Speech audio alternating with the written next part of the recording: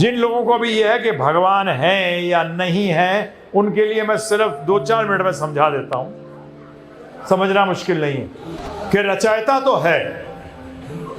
ये जो मोबाइल लगे हैं, ये कैमरा लगे हैं, ये अपने आप आए हैं कि कोई रचयिता है इसका? अगर आप में से पता नहीं कोई थोड़ा बहुत शरीर के बारे में जानता हो तो आंखें हैं ना प्रभु जी, कैमरा है कि नहीं है?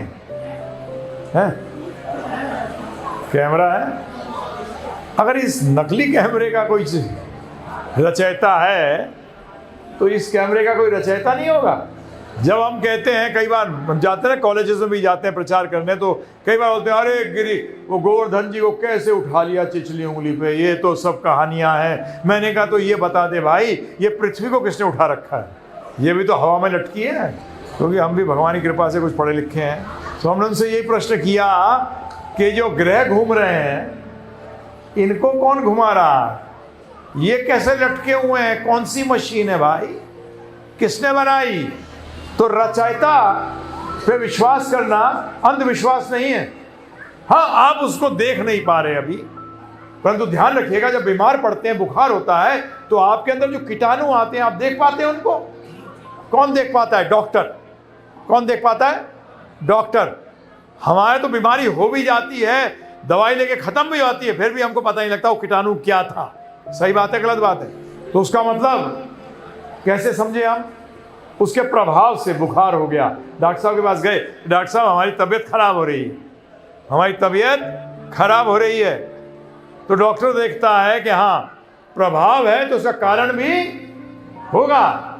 इसी तरीके से जब आप देखते हैं सृष्टि को, देखते हैं गोवर्धन जी की परिक्रमा लगाने जाए तो थोड़ा सा ऊपर भी देख लीजिएगा कि अरे तारे ये लटक रहे हैं सब हवा आसमान में।